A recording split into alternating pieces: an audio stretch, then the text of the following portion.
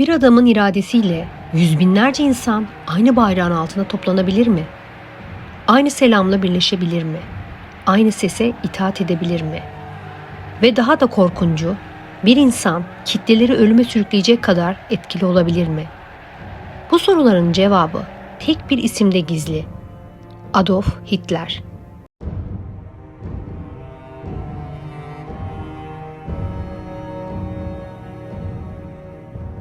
...1929'a gelindiğinde Münih'teki mütevazi yaşamını geride bırakmış, lüks bir daireye taşınmıştı. Bu yükseliş tesadüf değildi. Zengin destekçilerinden gelen bağışlar ve Kavgam kitabından elde ettiği gelirle büyük bir propaganda makinesi kurmuştu. Artık modern siyasetin yeni bir yüzüydü. Uçakla şehir şehir dolaşıyor, günde birden fazla miting düzenliyor, konuşmalarını kaydedip satıyor ve hatta onu dinlemeye gelenlerden ücret alıyordu. Medyayı bilinçli kullanan ilk liderlerden biri haline gelmişti. Konuşmalarında basit ama etkili vaatler vardı. İş, ekmek ve ulusal gurur. Versay Anlaşması'nın kaldırılacağını söylüyor, Almanya'yı yeniden ayağa kaldırmanın sözünü veriyordu. 1929'daki büyük buhran ile milyonlarca insan işsiz kalınca bu sözler kitleler üzerinde güçlü bir etki yarattı. Nazi Partisi kısa sürede büyüdü. Birkaç yıl içinde küçük bir hareketten ülkenin en büyük siyasi gücüne dönüştü. 30 Ocak 1933'te Hitler, Almanya şansölyesi oldu. Cumhurbaşkanı Paul von Hindenburg tarafından göreve getirildiğinde artık iktidarın kapıları tamamen açılmıştı. Ancak bu sadece başlangıçtı. Kısa süre içinde Reichstag yangını bahane edilerek temel özgürlükler askıya alındı. Ardından çıkarılan yasalarla parlamento etkisiz hale getirildi. Diğer tüm siyasi partiler kapatıldı ve Almanya hızla tek parti yönetimine dönüştü. Dachau'da ilk toplama kampı açıldı. Muhalifler sistematik olarak susturuldu.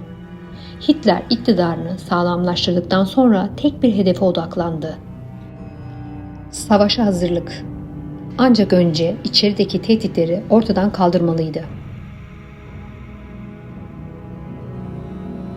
30 Haziran 1934'te gerçekleşen Uzun Bıçaklar Gecesi'yle Esay liderleri tasfiye edildi.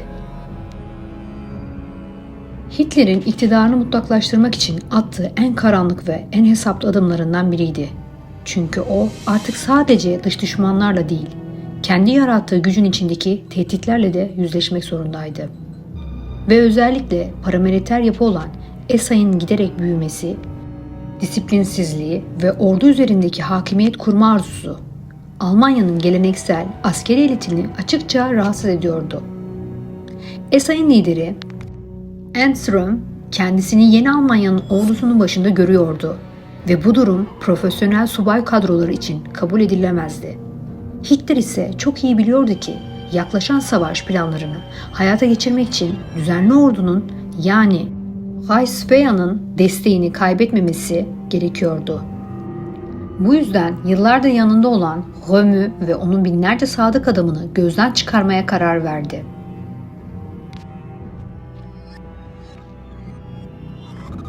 ...1934 yılının yazına gelindiğinde Almanya'da gerilim görülmeyen bir şekilde yükseliyordu.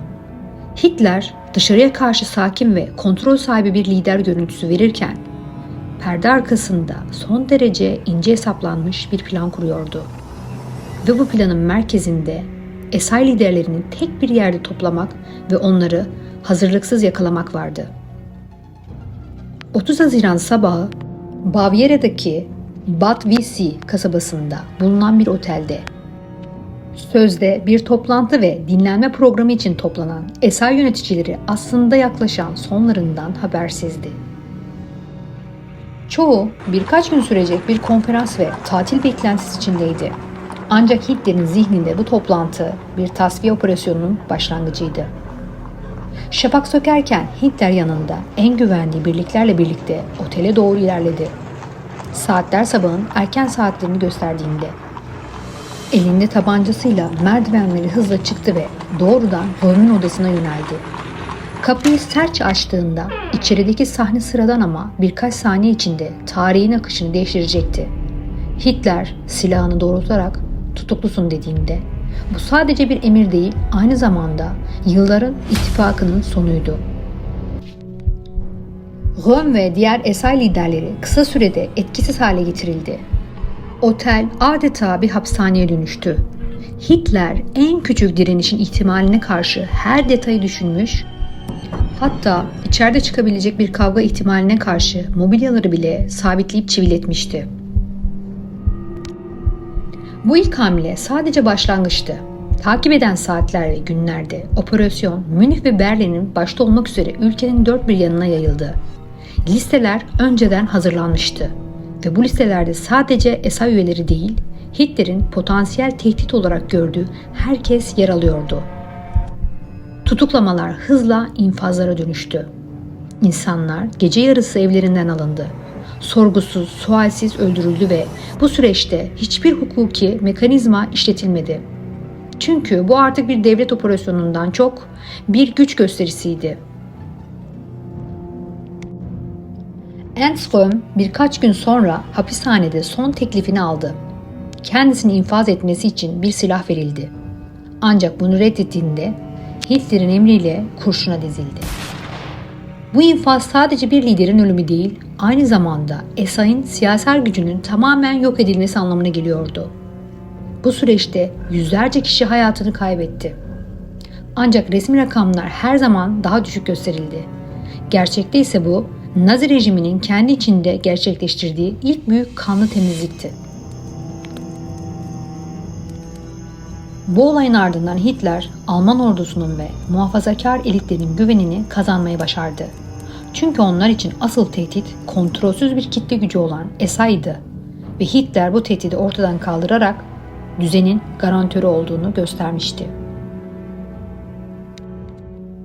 Avrupa'nın üzerine çöken karanlık artık geri dönülmez bir noktaya ulaşmıştı.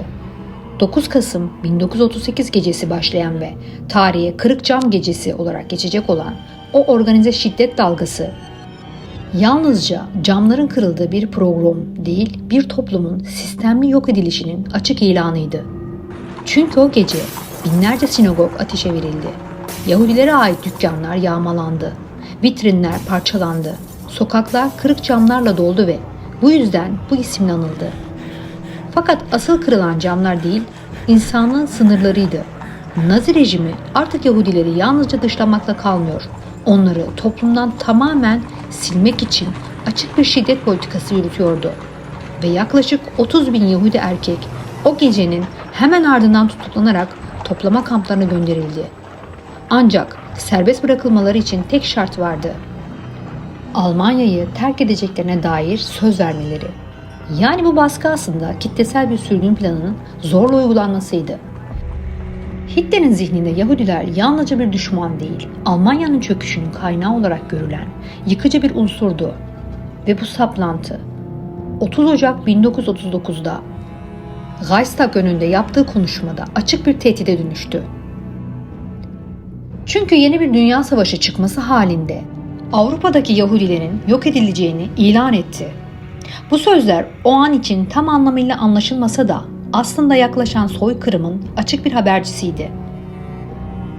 Fakat en çarpıcı olan şey bu sözlerin Alman halkı tarafından ciddi bir tepkiyle karşılanmamasıydı. Hatta birçok kişi bunu sadece sürgün planı olarak yorumladı. Oysa gerçekte temelleri atılan her şey Holocaust'un kendisiydi. Bu süreçte Hitler yalnızca nefret politikalarıyla değil, aynı zamanda stratejik kararlarını aldığı merkezle de gücünü pekiştiriyordu. Ve Bavyera Alplerindeki yer olan Obersalzberg'deki Berghof, onun en önemli kararlarını aldığı adeta ikinci bir başkent haline gelen yerdi. Burada hem inzivaya çekiliyor hem de dünya liderlerini ağırlayarak dış politikasını yönlendiriyordu. Aynı zamanda propaganda makinesi burada kusursuz şekilde işliyordu. Çünkü halkın gözünde Hitler ulaşılabilir, sakin ve gülümseyen bir lider olarak gösteriliyordu. Oysa perde arkasında savaş planları hazırlanıyor, Avrupa'nın kaderi çiziliyordu. Hitler'in özel hayatı bile bir sır perdesiyle örtülmüştü. Eva Braun ile olan ilişkisi yıllarca gizli tutuldu. Çünkü Hitler bilinçli olarak kendisini halkın gözünde insani zaaflardan arınmış, yalnızca milletine adanmış bir lider olarak konumlandırmak istiyordu. Bir eşe ya da duygusal bağa sahip olmak bu inşa ettiği kutsal figürü zayıflatabilirdi. Bu yüzden Eva Braun'u gölgede tuttu. Onu kamusal kimliğinden ayırdı ve kendi mitini korumayı seçti. Toplumun karşısına çıkan Hitler bir insan değil, adeta bir semboldü. Kendisini bir kurtarıcı, bir mesih gibi sunarken kitlelerin çaresizlik, öfke ve aşağılanmışlık duygularını ustalıkla manipüle etti. Özellikle ekonomik krizlerin ve savaş sonrası travmanın ortasında insanlara umut değil, güçlü bir düşman ve basit bir çözüm sundu. Bu da onun karanlık ideolojisinin kitleler tarafından benimsenmesini kolaylaştırdı. Ancak bu süreç yalnızca propaganda değil, aynı zamanda soğukkanlı bir planlamaydı. Hitler'in zihninde savaş ve yok etme fikri ani bir karar değil, yıllar boyunca ilmek ilmek örülen bir saplantının sonucuydu. Önce düşmanlar tanımlandı, sonra bu düşmanlar insanlıktan çıkarıldı ve en sonunda yok edilmeleri zorunlu bir çözüm gibi sunuldu. Bu da psikolojik olarak bir liderin değil, giderek empati yetisini kaybeden, paranoya ve üstünlük kompleksiyle hareket eden bir zihnin göstergesiydi. Onun için insanlar birey değildi, sadece bir amaca hizmet eden araçlardı. 1939 yazı Avrupa için son sakin dönemdi. Çünkü Hitler artık geri dönülmez bir kararın eşiğindeydi. Stalin ile imzaladığı saldırmazlık paktı ona doğuya saldırma cesareti verdi. 1 Eylül 1939'da Polonya işgali başladı. Modern savaşın en yıkıcı örneklerinden biri olan Blitzkrieg yani Yıldırım Savaşı taktiğiyle yürütülen bu saldırı, tanklar, uçaklar ve hızlı hareket eden birliklerin koordineli kullanımıyla Polonya'yı haftalar içinde çökertti. Yaklaşık 1,5 milyon asker, binlerce tank ve uçakla desteklenen bu saldırı karşısında Polonya ordusu dayanamadı ve sadece 6 hafta içinde Varşova düştü. Bu hızlı zafer Hitler'in kendine olan inancını pekiştirdi. Artık kendisini askeri bir deha olarak görüyordu ve generallerine olan güveni giderek azalıyordu. Bundan sonra savaşın yönetimini bizzat üstlenecekti. Çünkü ona göre yalnızca kendi sezgileri doğruydu. Fakat bu zaferin arkasında karanlık bir gerçek vardı. Polonya'nın işgaliyle birlikte yaklaşık 3 milyon Yahudi Nazi kontrolüne girdi ve büyük gettolara zorla yerleştirildi. Açlık, hastalık ve sistematik şiddet bu gettolarda hayatın bir parçası haline geldi. İnsanlar kontrol altına alındı, çalıştırıldı, aç bırakıldı ve binlercesi her ay hayatını kaybetti. Hitler aynı zamanda batıya yönelmişti. 1940 yılında Norveç ve Danimarka işgal edildi. Ardından Fransa hedef alındı. Ancak bu saldırı defalarca ertelendi. Çünkü hava koşulları ve askeri hazırlıklar yeterli değildi. Sonunda 10 Mayıs 1940'da saldırı başlatıldı ve birkaç hafta içinde Fransa çöktü. Alman ordusu modern taktikler, hızlı hareket ve güçlü koordinasyon sayesinde adeta durdurulmaz bir güç haline gelmişti. Fransa'nın düşüşü Hitler için bir dönüm noktasıydı. Birinci Dünya Savaşı'nın intikamını almıştı ve bu zaferi sembolik hale getirmek için Fransızları 1918'de Almanya'nın teslim olduğu aynı tren vagonuyla ateşkes imzalamaya zorladı. Ardından Paris'e giderek Eyfel Kulesi'nin önünde fotoğraf çektirdi. Bu görüntü tüm dünyaya yayıldı ve Hitler artık zirvede görünüyordu.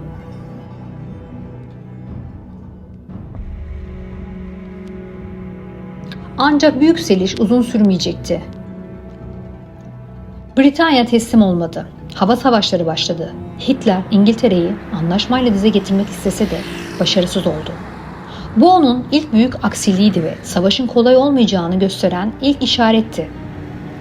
1941 yılına gelindiğinde Hitler en büyük kumarını oynadı. Sovyetler Birliği'ne saldırı emri verdi. 4 milyon askerle başlatılan bu devasa operasyon tarihin en büyük askeri harekatlarından biriydi. Başlangıçta hızlı ilerleme sağlandı.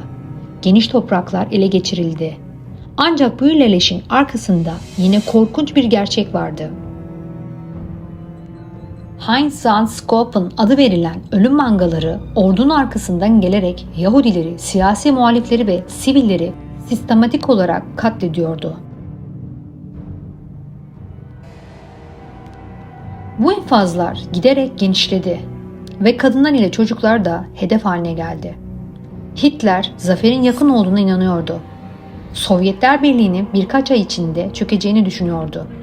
Ancak bu aşamada aldığı stratejik kararlar savaşın gidişatını değiştirecekti. Çünkü hızlı ilerleyişe rağmen hedeflerin dağılması, lojistik sorunlar ve yaklaşan kış Alman ordusunu zor durumda bırakacaktı. Ve işte tam bu noktada tarihin akışını değiştirecek o kritik hata yapılmıştı. Hitler generallerinin stratejik uyarılarını hiçe sayarak kuvvetlerini bölmeye karar verdi. Moskova yerine Ukrayna'nın zengin tarım arazilerine ve Kafkasya'nın petrol kaynaklarına yönelmek kısa vadede ekonomik kazanç sağlayabilirdi. Ama uzun vadede Alman ordusunun en büyük avantajı olan hız ve koordinasyonu yok ediyordu. Bu karar Alman ilerleyişini yavaşlattı. Sovyetlerle toparlanmak için hayati zaman kazandırdı. Oysa Blitzkrieg yani Yıldırım Savaşı hız üzerine kuruluydu ve bu hız kaybedildiğinde sistem çökmeye başlıyordu.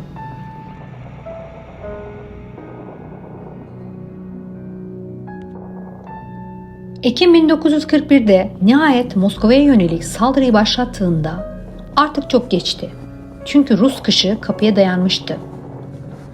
Ve Alman askeri eksi 30 dereceyi bulan dondurucu soğukla karşı karşıya kaldı.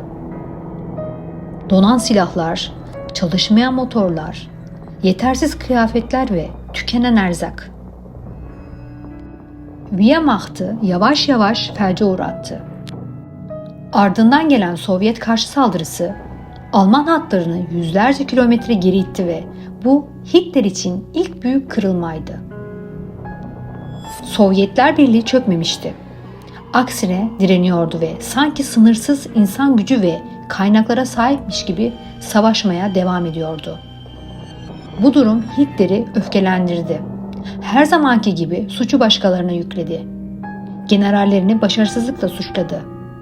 Oysa gerçek onun stratejik hatalarının bedeliydi. Yine de bunu kabul etmek yerine 30'dan fazla generali görevden aldı. Ordunun kontrolünü bizzat eline aldı. Bu noktadan sonra Hitler yalnızca siyasi lider değil, aynı zamanda doğrudan askeri kararları veren kişi haline geldi. Ve bu durum savaşın gidişatını daha da kötüleştirecekti. Polonya'daki Wolfschanze yani Kurtin adlı karargahına çekilen Hitler, savaşın büyük bölümünü bu beton sığınak kompleksinde yönetmeye başladı. Ormanın derinliklerine gizlenmiş bu merkez, binlerce mayınla çevrili, ağır silahlarla korunan ve dış dünyadan izole edilmiş bir yerdi. Burada yaklaşık 6.000 kişi yaşıyor, savaşın en kritik kararları bu kapalı ortamda alınıyordu. Ancak bu izolasyon Hitler'in gerçeklikten kopmasına neden oluyordu. Çünkü cephede yaşanan zorluklardan giderek daha uzaklaşıyor, yalnızca haritalar üzerinden savaş yönetmeye çalışıyordu.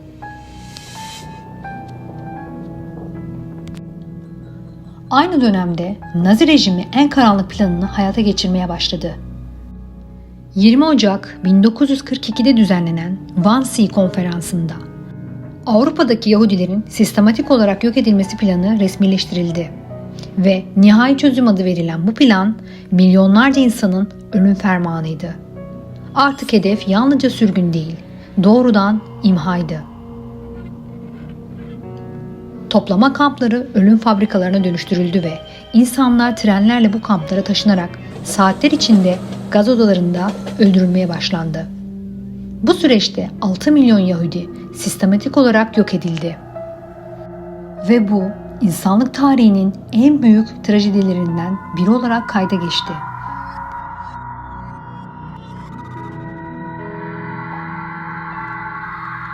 ...1942 yazında Hitler yeni bir hedef belirledi. Stalingrad. Bu şehir yalnızca stratejik değil, aynı zamanda sembolik bir öneme sahipti. Çünkü Stalin'in adını taşıyordu. Ve Hitler için bu şehri ele geçirmek, Sovyet direncini kırmak anlamına geliyordu.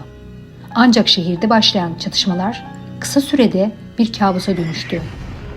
Sokak sokak, bina bina süren savaş, Alman ordusunu yıprattı ve Kasım ayında Sovyetler büyük bir karşı saldırı başlatarak 6. Ordu'yu kuşattı.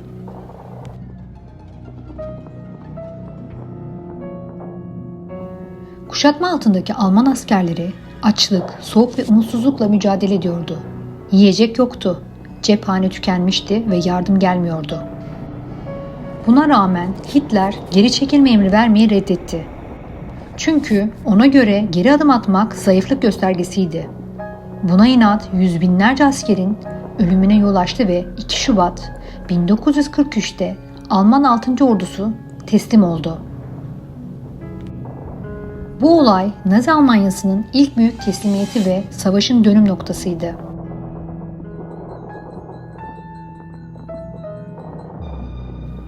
Stalingrad yenilgisi Hitler'in psikolojisini derinden sarstı. Artık eski özgüveni yoktu. Giderek daha içine kapanıyor, gerçeklikten kopuyor ve kararlarını dar bir çevre içerisinde alıyordu.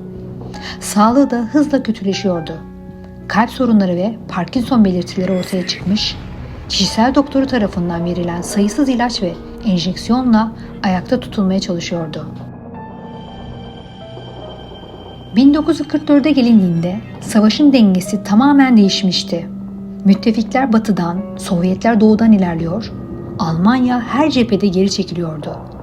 6 Haziran 1944'te Normandiya çıkmasıyla müttefikler Fransa'ya ayak bastı ve bu savaşın sonunun yaklaştığını gösteren en önemli gelişmelerden biri oldu.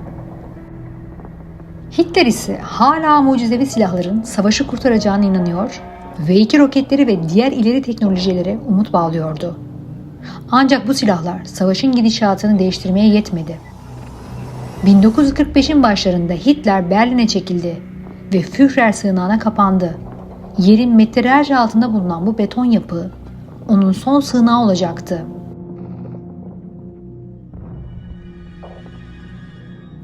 Şehir bombalanıyor, Sovyet ordusu yaklaşırken Hitler hala zafer hayalleri kuruyor, generallerine gerçekçi olmayan emirler veriyordu.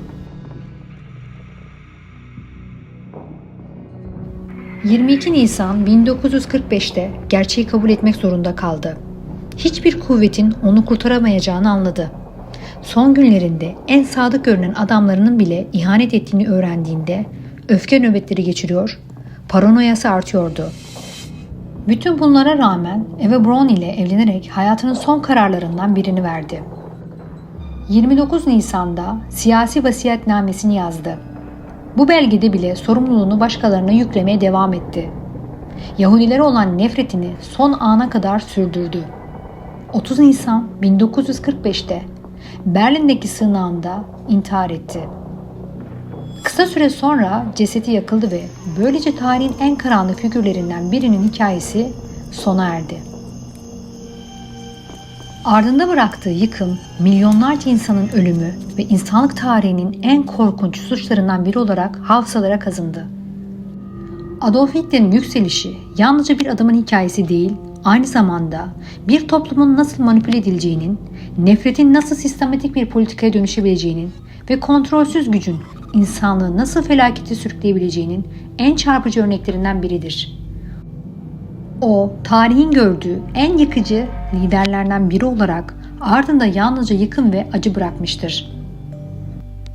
Bu hikaye sadece bir diktatörün yükselişi değil, aynı zamanda sorgulamayan toplumların, körü körüne inancın ve kontrolsüz gücün nelere yol açabileceğinin uyarısıdır. Çünkü mesele sadece onun kim olduğu değil, asıl soru şu: böyle bir karanlığın bir daha ortaya çıkmaması için gerçekten yeterince ders aldık mı? Eğer bu tür videolar hoşuna gidiyorsa kanala abone olup destek olmayı unutma. Yeni videolarda tekrar görüşmek üzere. Hoşça kalın.